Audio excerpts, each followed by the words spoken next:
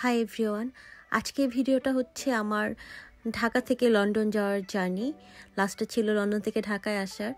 তো এয়ারপোর্টে এসেই দেখা যাবে এখানে স্ক্রিনে আমরা কোন ফ্লাইটে যাচ্ছি সেটা টাইম সহ দেখা দিবে, প্লাস টিকিটে কোন টার্মিনাল। আসলে এটা তো এখন পুরান এয়ারপোর্টটা, আমাদের নতুন এয়ারপোর্ট হলে বিদেশের মতো আমাদের ওরকম বড় বড় টার্মিনাল থাকবে।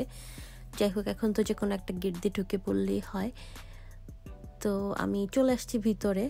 এখানে আমার যেহেতু বাংলাদেশ বিমান ছিল, আমি বাংলাদেশ বিমানের কাউন্টারটা খুঁজে বের করলাম। এটা গেট দিয়ে ঢুকে ঠিক হাতের ডান দিকেই ছিল।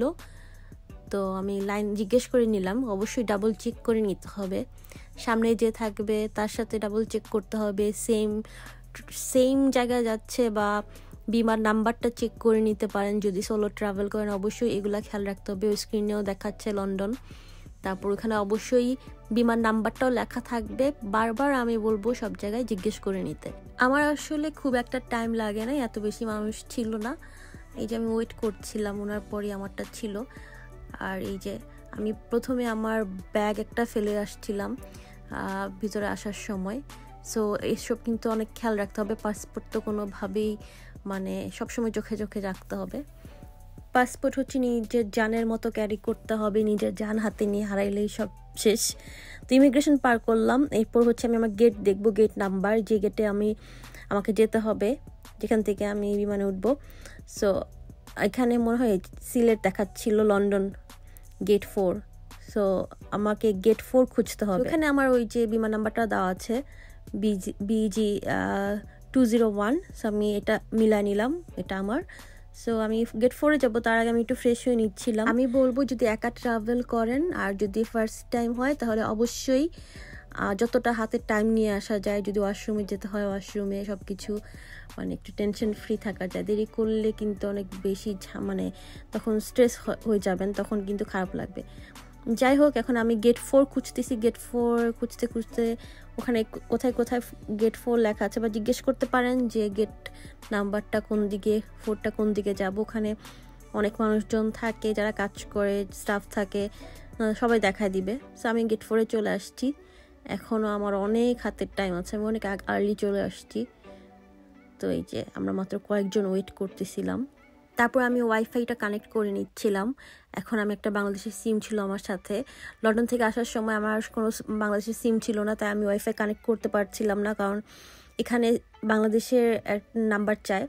এখানে আপনি আপনার নাম্বারটা দিবেন, তারপর হচ্ছে ওরা আপনাকে একটা পাসওয়ার্ড SMS করবে। তারপর আপনি আবার হচ্ছে ওই পাসওয়ার্ডটা দিয়ে আপনি লগ ইন করতে পারবেন। নেক্সট যখন লগ ইন করবেন ফোন নাম্বারটা যাবে আর পাসওয়ার্ড আপনার যেটা সেন্ড করছে সেটা। এই যে এখনও আমরা ওয়েট করতেছি অনেকক্ষণ, কারণ আমরা অনেক আর্লি চলে আসছি। আমার মনে হয় আর্লি চলে আসাই ভালো, রিল্যাক্সভাবে আস্তে ধীরে ওঠা যাবে। তারপর কিছু ফুটেজ মিসিং। আমরা পাসপোর্ট দেখালাম, বোর্ডিং পাস দেখালাম, আমাদের সব কিছু চেক টেক করে বোর্ডিং পাস দিয়ে তারপর হচ্ছে আমরা ফাইনালি ভিতরে এসে বসলাম। ওয়েট করতেছি কখন ডাকবে, তো যাব।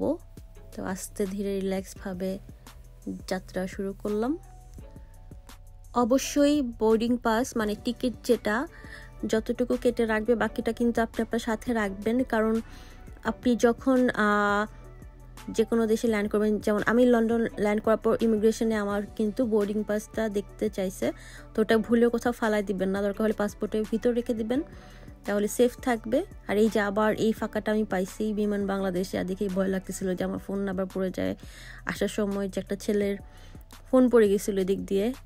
প্লাস আজকে যেহেতু দিনের বেলা যাচ্ছি, আজকে একটু দিনের আলো দেখতে দেখতে জার্নিটা করতে পারবো, কিন্তু আসলে তা না, আমি পুরো ফ্লাইটে ঘুমাইছি। যেহেতু বাংলাদেশ বিমানে উঠছি, আগে সিলেট যাবে।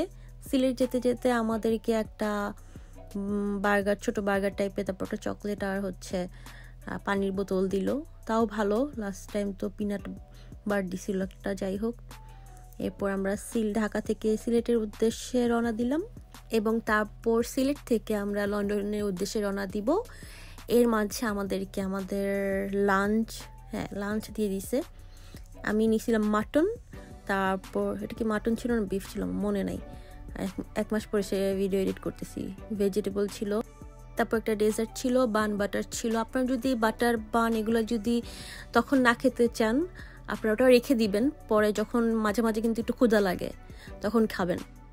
আর এই যে বাইরে পাহাড় পর্বত দেখা যাচ্ছে, আমি এটা শিওর না কোন জায়গায়, কোন দেশের উপর ছিলাম তখন।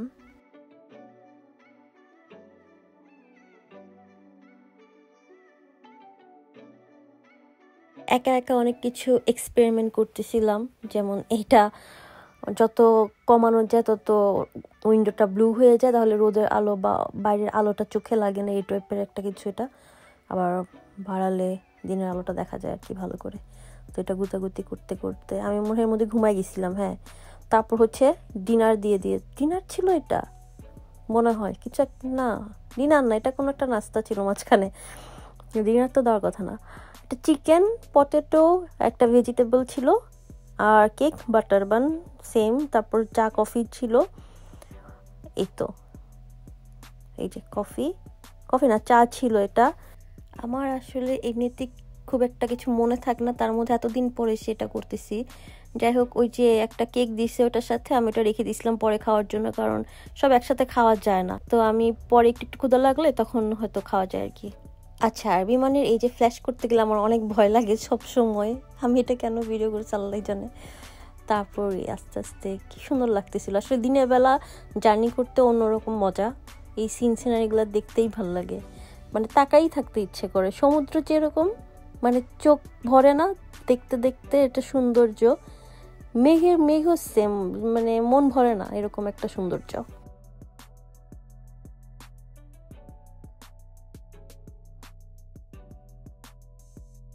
আর আমার তেমন ক্লিপই নাই, আমি পুরা জার্নি ঘুমাইছি। এত রোদ দেখার পর হঠাৎ করে যখন লন্ডনে আসলো, পুরা এইরকম অন্ধকার কুয়াশা, মানে মুডটাই চেঞ্জ হয়ে গেছে। মানে যতগুলো দেশের উপর দিয়ে আসে সব রোদ ঝলমলে, আর এখানে এসে অবস্থা।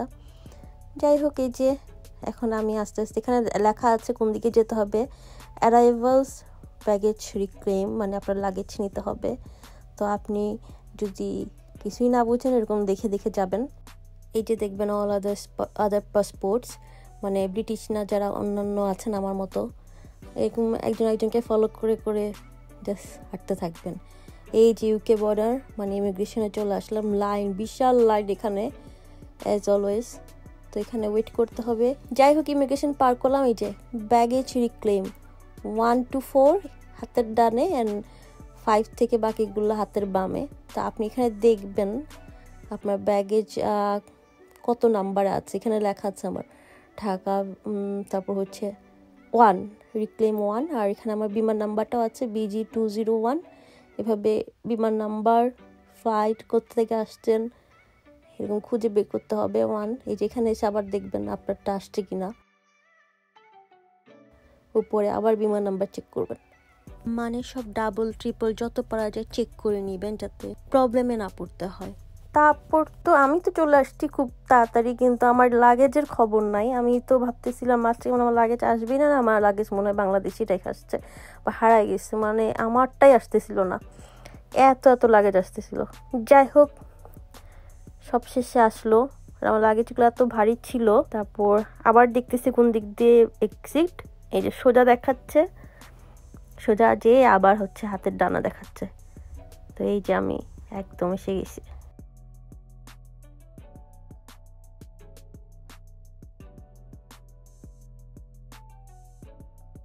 তারপর একটু কফি খাবো, কারণ অনেক টায়ার্ড লাগতেছিল, কিন্তু খুশিও লাগতেছিল। আসলে মনে হচ্ছিল বাসা থেকে বাসায় আসছি। আর আমি ট্রাই করেছি সোলো ট্রাভেলের ডিটেল সহ দেওয়ার জন্য। আই হোপ কারো একটু হলেও উপকার হবে। আজকে এই পর্যন্ত, বাই বাই।